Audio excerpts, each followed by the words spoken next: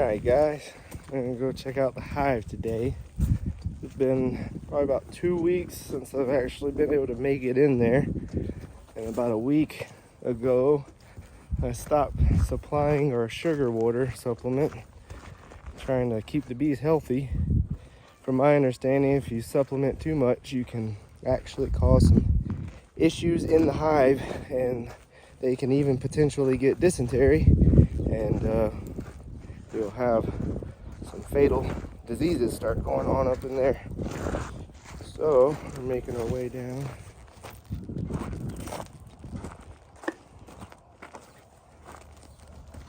Let's see here today. It's like we got some activity, you know, right here in the front. So that's always a good sign.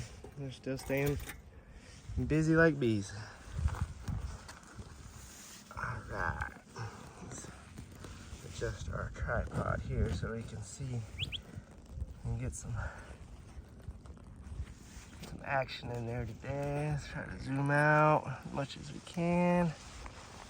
And I'll set y'all up right here.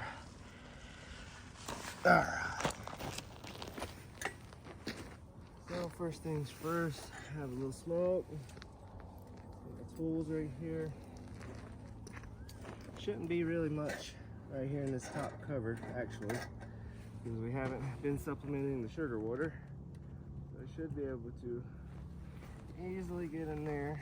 Yeah, no activity at all. This thing's been dry for a week or two. So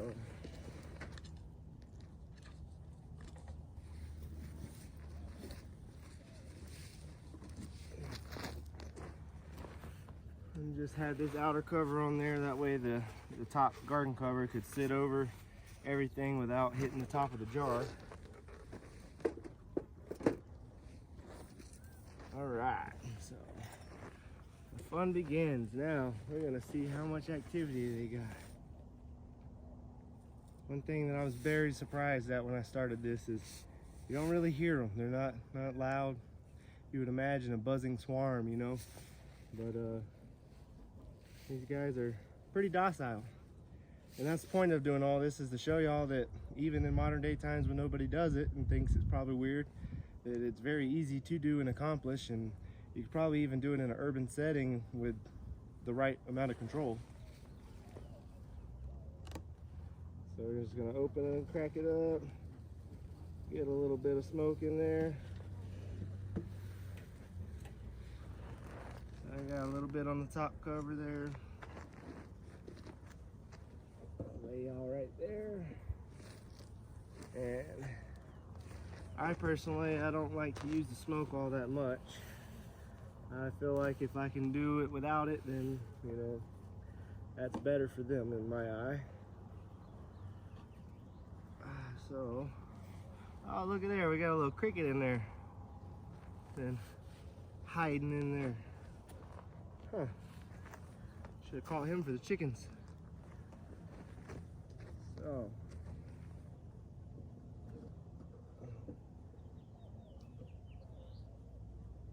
Sit you right there.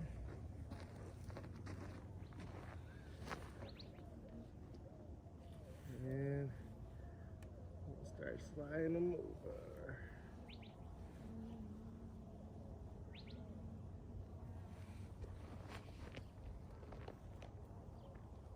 So it looks like they've been extremely busy, and those first 4 trays is still where they're concentrating on, but it looks like they're starting to connect the trays together.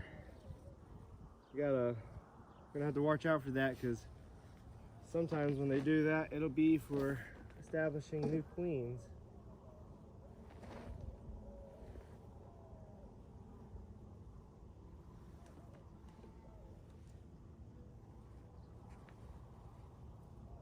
Oh yeah. Woo-wee. Yeah, the last time I was in here, these 3rd and 4th tray wasn't this heavy, and looking promising. They're finally starting to stick it all together. Not too much there on the back side, but if you look on that front there, it's very nice. I don't know how well y'all can see in there, but you can see a lot of the pollen inside the cells, and see, of course, all the bees working. Now this is the one that's the farthest away from the entrance that they're working on so far. And you see a lot of, looks like possibly water or something. Something's glistening in there. All right, so we have that one.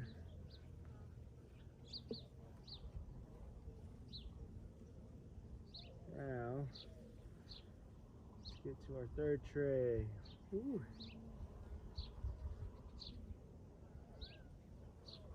Ooh, yeah, this third tray is extremely heavy compared to last time. Oh yeah, very nice. You see they've already capped a lot over here on this third tray. Nice, very nice. So they've been extremely busy. Even on this back side, it's looking like they've got some nice cells capped away. So they are definitely regaining their population, and they are getting ready to start getting down to business. So now that was 3. Now let's go to tray number 2. If I remember right, I'd have to look back at it, but if I remember right, tray number 2 was where I had found the queen last time. And oh my. Tray number 2 is extremely heavy. Oh, down here on the bottom, you gotta watch those, because sometimes in my study is that's when they'll do some queen cells, and the queen cells will be from them starting to get ready to swarm. I wouldn't think I'd have to worry about that this early, as the colony's still trying to build itself up. Because once they were in transit, they were slowed at their life cycles. Ooh, wow, yeah. That's beautiful right there. That's what we're wanting to see. Look at all that. Nice and capped. So they're staying busy, and obviously they are getting pollen like nobody's business. Now I don't see, last time I was in here I could see some of the cells. Oh, yep, okay. There's some of these cells that are not filled yet. Especially, oh yeah, they're even larger right there. They're just all the larvae in there. Not sure how well you're picking it up, but on the bottom it has a bunch of larvae in there, and those cells that aren't capped quite yet. So that's very nice to see, but I'm not seeing that the queen. I feel like that is not. Those look more like the worker bees and the drones. The drones are a little larger. So let's see. Slide this back in nice and gentle.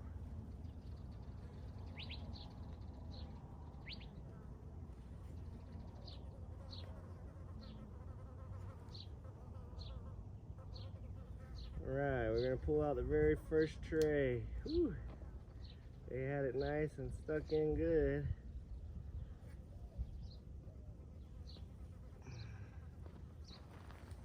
Let's examine what we have here.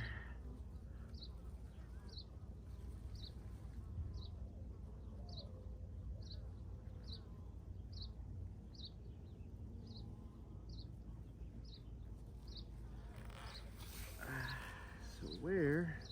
Oh yeah, there she is. Now I found the queen. It's one thing you always want to make sure of.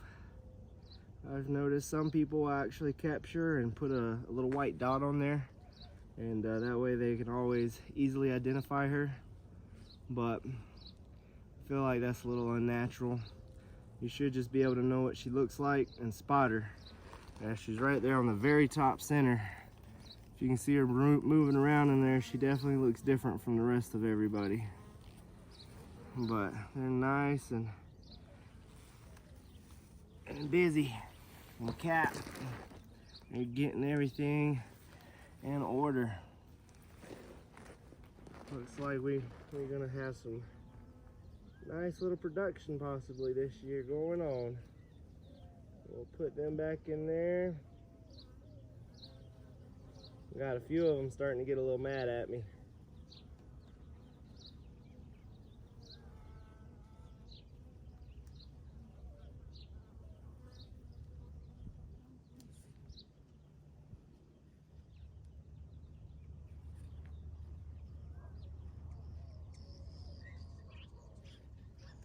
So not much going on with the other trays yet, but that's fine. We are overstocking right now because it's springtime, so kind of,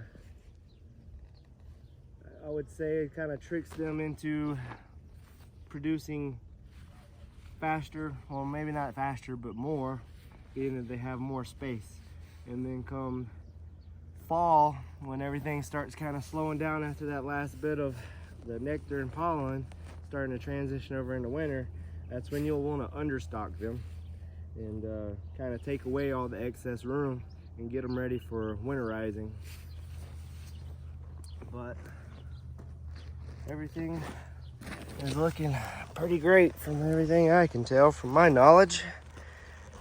But we're gonna keep on learning all this together, guys. It's really not that hard at all to me.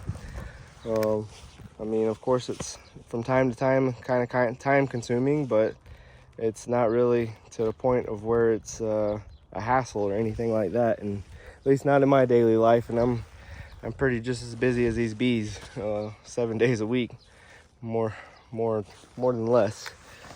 If I'm not here these 3 days working, then I'm usually at work 4 days a week and laying pipe for a living. And that's a never-ending deal for me, because I like to constantly grow. I like to constantly learn. The only limitation in life to anything you want or can grasp is yourself.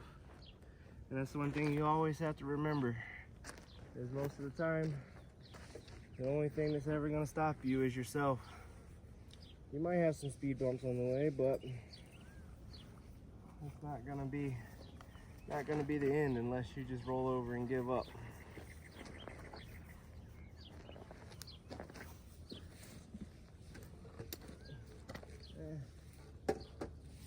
I think since we're gonna take away their sugar water for good and not really be worried about filling that up, we're just gonna leave that top cover off.